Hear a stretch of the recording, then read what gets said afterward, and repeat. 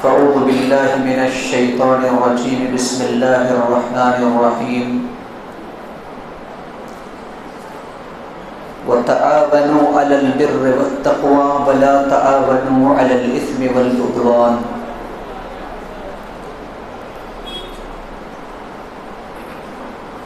محترم مصلیان کرام اور خواتین اسلام،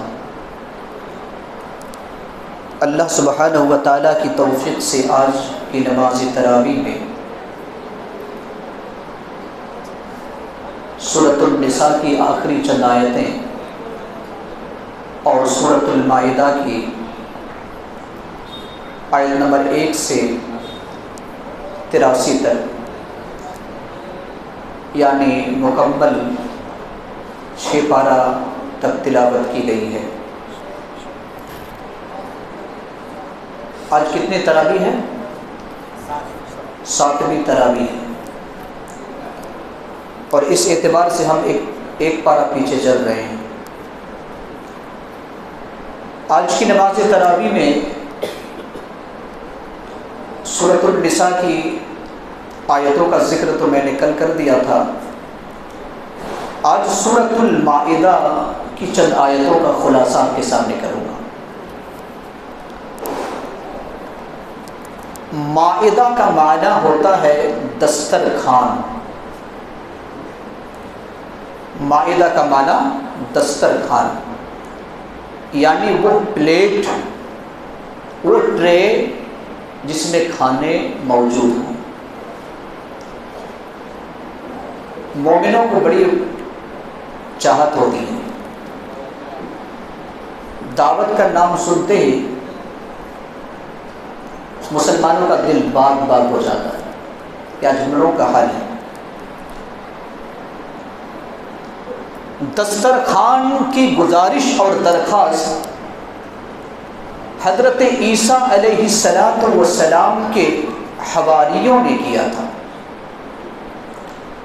سورۃ المائدہ کے اندر اس کا ذکر ہے، اسی مناسبت سے اس سورہ کا نام سورۃ المائدہ ہے۔ ان لوگوں نے کیا کہا تھا؟ حواریوں نے، عیسیٰ علیہ السلام کے جو پیروکار تھے، تقریباً 12 لوگ تھے، تو ان لوگوں نے حضرت عیسیٰ علیہ السلام سے کہا کہ آپ اپنے رب سے دعا کریں کہ اللہ آسمان سے دسترخوان اتارے، جیسا موسیٰ علیہ السلام کے زمانے میں منّا اور سلویٰ آتا تھا، تو آسمان سے دسترخوان اتارے۔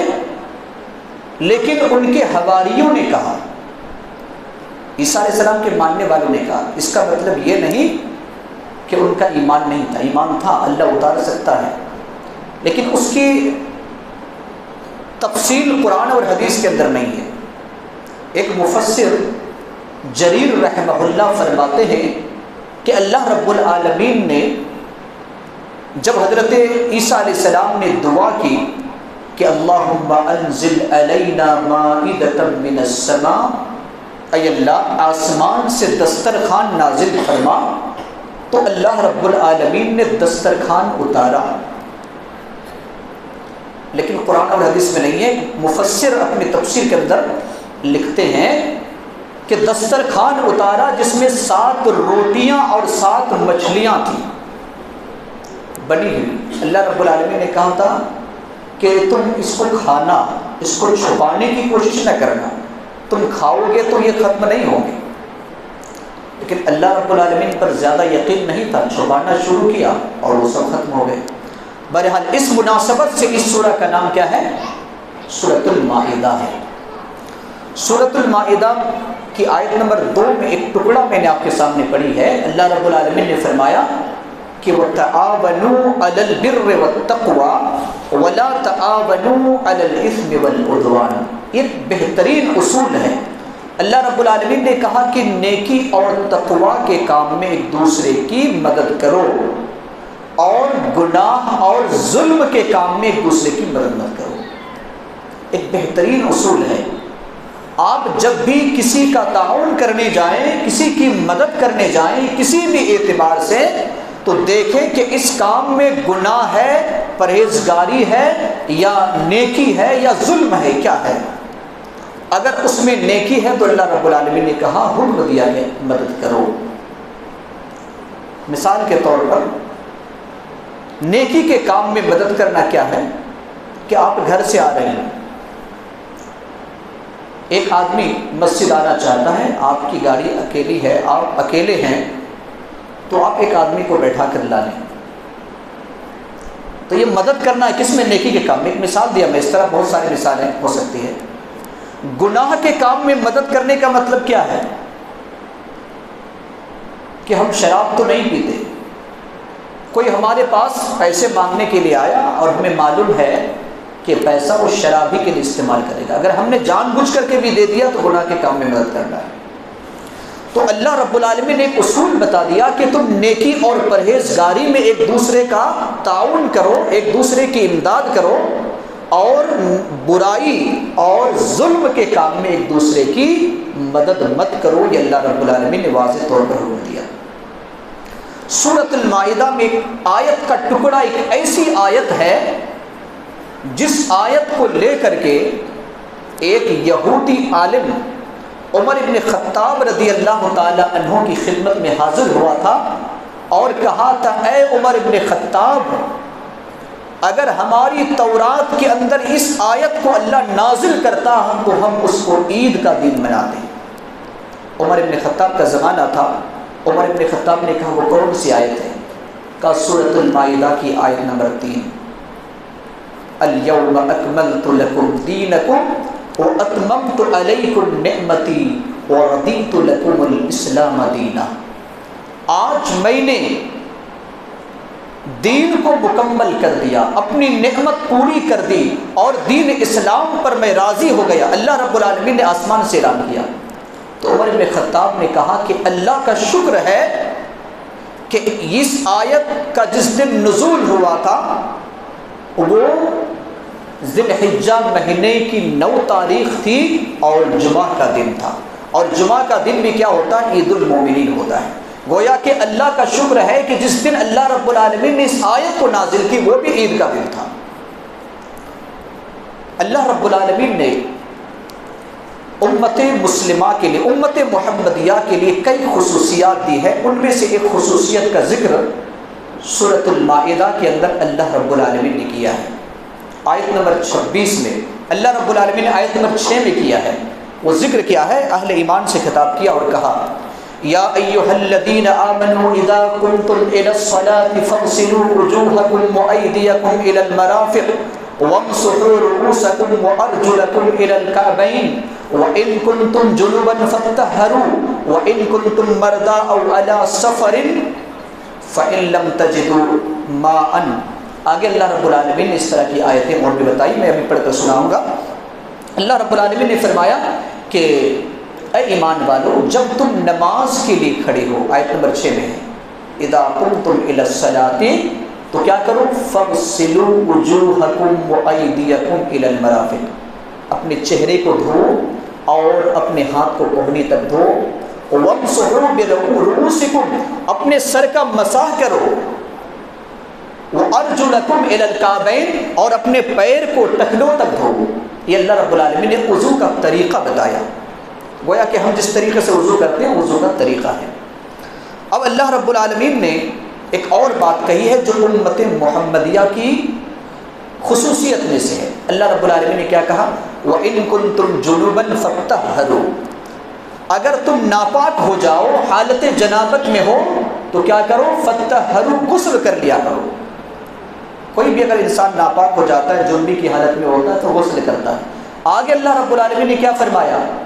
وَإِن كُنتُم مَّرْضَىٰ أَوْ عَلَىٰ سَفَرٍ أَوْ جَاءَ أَحَدٌ مِّنكُم مِّنَ الْغَائِطِ أَوْ لَامَسْتُمُ النِّسَاءَ فَلَمْ تَجِدُوا مَاءً فَتَيَمَّمُوا صَعِيدًا طَيِّبًا۔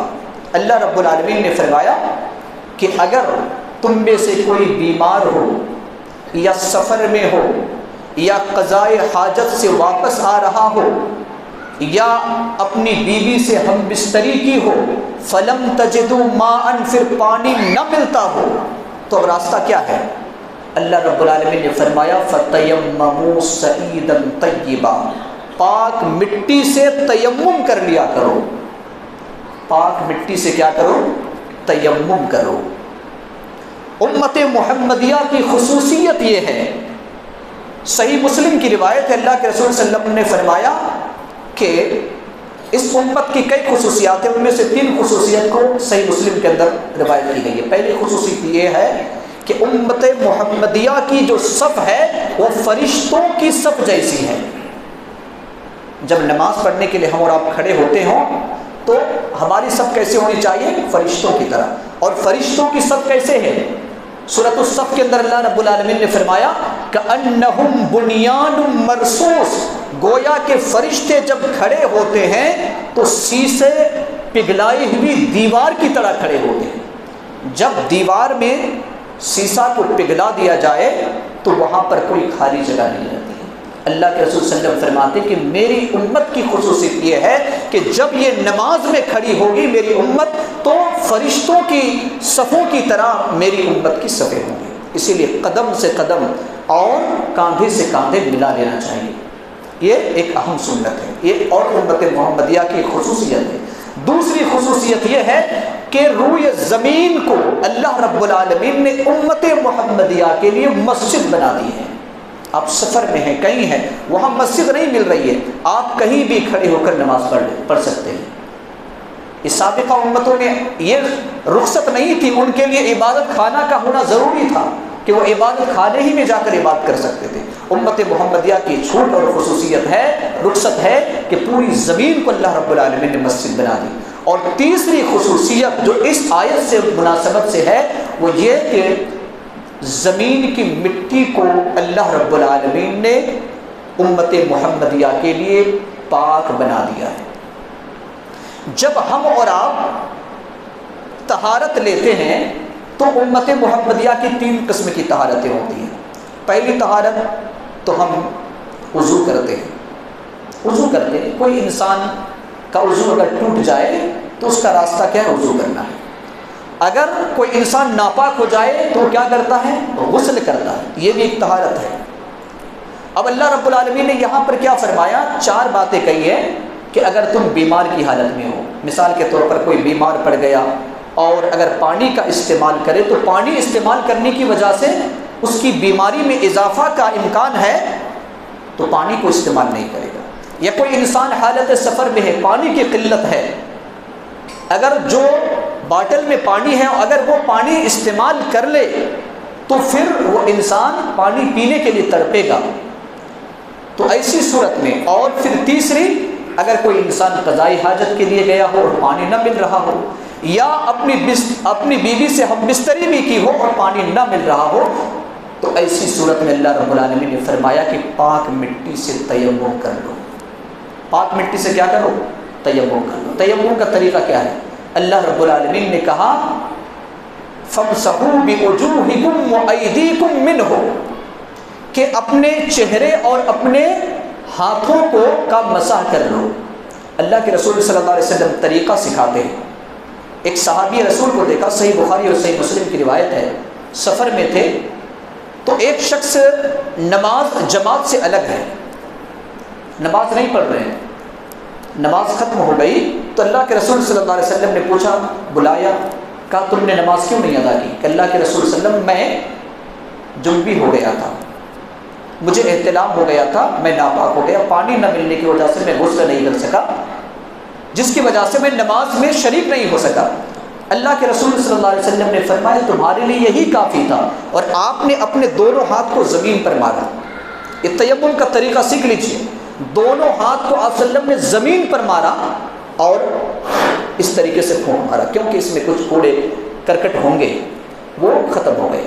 اس کے بعد آپ صلی اللہ علیہ وسلم نے اپنا چہرہ کو ایک مرتبہ اور یہ ہاتھ کو یعنی بائیں ہاتھ سے رائٹ ہینڈ کو اور پھر داہنے سے بائیں، بس یہ غسل اور وضو دونوں کے لیے کافی ہے۔ اب آپ پاک ہو گئے ہیں، اب آپ نماز پڑھ سکتے ہیں، آپ قرآن کو ہاتھ میں پکڑ کر تلاوت کر سکتے ہیں، یعنی جیسے آپ غسل کے بعد جو آپ کام کر سکتے ہیں پورے کام آپ تیمم سے کر سکتے ہیں۔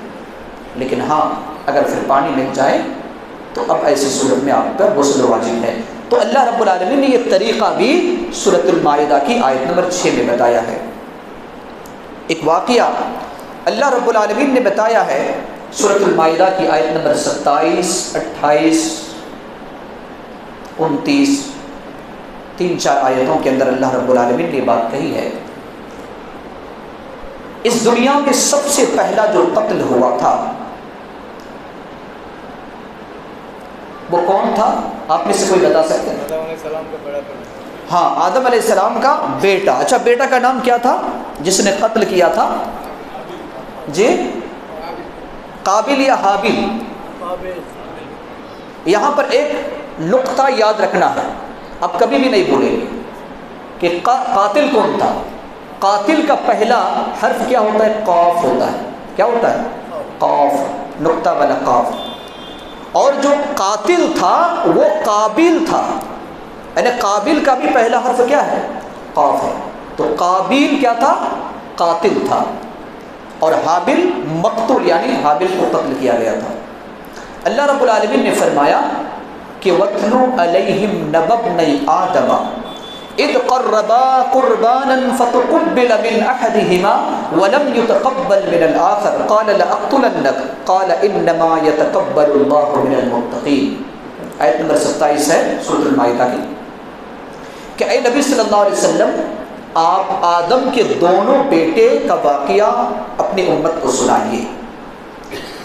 اذ قربا قربانا، جبکہ ان دونوں نے قربانی پیش کی، قابیل اور حابیل دونوں نے قربانی پیش کی۔ تو فتقبل من احدہما، ان دونوں میں سے ایک کی قربانی کو اللہ نے قبول کر لیا۔ ولم یتقبل من الآخر، دوسرے کی قربانی کو اللہ نے قبول نہیں کیا۔ پہلے کی قربانی تو قبول ہو گئی، دوسرے کی قربانی قبول نہیں ہوئی۔ تو اللہ رب العالمین نے کہا، قابل نے کہا جس کی قربانی قبول نہیں ہوئی تھی، لَأَقْتُلَنَّكَ، میں تجھے ضرور قتل کروں گا، مرڈر کروں گا۔ تو حابیل نے جواب دیا انما یتقبل اللہ من المتقین، اللہ تو متقیوں کی عبادت قبول کرتا ہے۔ اصل میں کس بارے میں انہوں نے قربانی پیش کی تھی؟ تفسیری روایت کے اندر آتا ہے کہ اس دور میں حوا علیہ السلام جو ہماری اور آپ کی ماں ہے، حوا علیہ السلام کے حمل سے ایک مرتبہ جڑواں پیدا ہوتے، بیٹا اور بیٹی، اور پھر دوسرے سال بھی بیٹا اور بیٹی، پہلے سال کا بیٹا دوسرے سال کی بیٹی، پہلے سال کی بیٹی دوسرے سال کا بیٹا، اس سے نکاح حلال تھا۔ ایک ساتھ میں جو پیدا ہوئے جڑواں، اس میں نکاح حرام تھا۔ جیسے کہ آج محرمات ہیں، نکاح ہم جس سے نہیں کر سکتے، تو اس دور میں ایک ساتھ پیدا ہونے والوں کے لیے نکاح حرام تھا۔ بہرحال تو قابیل کے ساتھ جو لڑکی پیدا ہوئی تھی وہ خوبصورت تھی، اور حابیل کے ساتھ جو لڑکی پیدا ہوئی تھی وہ بدصورت تھی، اتنی خوبصورت نہیں تھی۔ تو اب آدم علیہ السلام کے دستور کے مطابق قابل کے ساتھ پیدا ہونے والی بچی کا نکاح حابل سے، اور حابل کے ساتھ پیدا ہونے والی بچی کا نکاح قابل سے۔ قابل نے کہا نہیں، میں اس قانون کو، اس دستور کو نہیں مانوں گا، بلکہ میرے ساتھ جو بچی پیدا ہوئی ہے اسی سے میں نکاح کروں گا۔ آدم علیہ السلام کی عدالت میں یہ مقدمہ آیا، آدم علیہ السلام نے رب سے کہا، رب نے یہ حکم نازل کیا اور اصول بتایا کہ دونوں کو کہو کہ قربانی پیش کرے، جس کی قربانی قبول ہو جائے گی وہی قابیل کے ساتھ پیدا ہونے والی لڑکی سے نکاح کرے گا۔ اتفاق سے حابیل کی قربانی قبول ہو گئی، قابیل کی قربانی قبول نہیں۔ تو اب قابیل نے سوچا کہ میرے ساتھ جو پیدا ہونے والی بچی ہے اس سے نکاح کرنے کا ایک ہی راستہ ہے، اور وہ یہ ہے کہ میں حابیل کو قتل کر دوں، اور ایسا ہی اس نے کیا، حابیل کو اس نے قتل کر دیا، اور قتل تو کر دیا اس نے۔ حالانکہ حابیل نے کہا کہ سنو، اگر تم مجھے قتل کرو گے تو میں اپنا ہاتھ تیری طرف نہیں بڑھاؤں گا۔ قرآن آپ آیت پڑھ لیجیے، آیت نمبر 27، 28، 29، یہ سب پڑھ لیجیے، وہاں پر پورا واقعہ تفصیل کے ساتھ ہے۔ انہوں نے قتل کر دیا، لیکن اب لاش کے ساتھ کیا کرے گا؟ یہ پہلا قتل تھا، روئے زمین میں سب سے پہلا قتل یہ تھا کہ اب کیا کرے گا؟ اللہ رب العالمین نے ایک کوا کو بھیجا، فبعث اللہ غرابا، اللہ رب العالمین نے ایک کوا کو بھیجا اور وہ کوا نے سکھایا، تعلیم دی، اپنے پیر اور اپنے چونچ سے زمین کو انہوں نے کھودنا شروع کیا۔ بڑا شرمندہ ہوا قابیل اور کہنے لگا کاش میں اس کوا جیسا ہو جاتا، کہ اتنا بھی میرا دماغ نہیں ہے کہ اپنے بھائی کی لاش کو کس طریقے سے دفنایا جائے۔ اس کوا نے، اللہ رب العالمین نے کوا کو بھیجا تھا، لہٰذا ہم اور آپ جو زمین پر دفن کرتے ہیں یہ اللہ کا دستور ہے، اور اللہ رب العالمین نے کوا کو یہ تعلیم دے کر بھیجا، اور کوا نے یہ تعلیم قابیل کو دیا، اور گویا کہ انسانیت کے لیے تعلیم ہے کہ جب بھی کسی انسان کی موت ہو جائے تو اسے جلایا نہ جائے، اسے راکھ میں اڑایا نہ جائے، بلکہ اسے زمین میں دفنایا جائے، اللہ کا دستور ہے۔ اسی لیے اللہ رب العالمین نے آدم علیہ السلام کے بیٹے کو یہ تعلیم دی، اور یہ پوری انسانیت کے لیے تعلیم ہے۔ تو ہم جو کام کرتے ہیں الحمدللہ، جس مذہب کے ہم پرستار ہیں، ماننے والے ہیں، یہ مذہب اللہ رب العالمین کی طرف سے نازل کردہ مذہب ہے، یہاں تک کہ دفنانے کا طریقہ بھی اللہ رب العالمین نے ہمیں بتایا ہے۔ اس کے بعد والی آیت میں اللہ رب العالمین نے یہ کہا ہے، جو آج اسلام کو دہشت گرد سے جوڑتے ہیں، اللہ رب العالمین نے کہا من قتل الناس بنفس او فساد فی الارض فکأنما قتل الناس جميعا، جس نے ایک انسان کو بغیر جرم کے معصومیت کی بنا پر کسی کو قتل کیا تو وہ ایک انسان کا قاتل نہیں بلکہ پوری انسانیت کا وہ قاتل ہے۔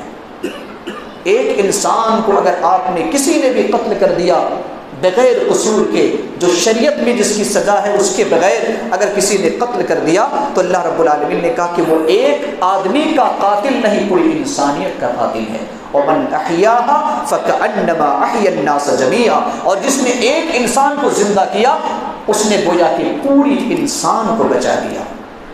اسلام دہشت گرد کی تعلیم نہیں دیتا۔ یہ چند آیات تھی جو خلاصہ کے طور پر آپ کے سامنے پیش کرنا تھا۔ اللہ رب العالمین ہم تمام لوگوں کو کتاب و سنت پر عمل کرنے کی توفیق عطا فرمائے۔ آمین وآخر دعوانا الحمدللہ رب العالمین۔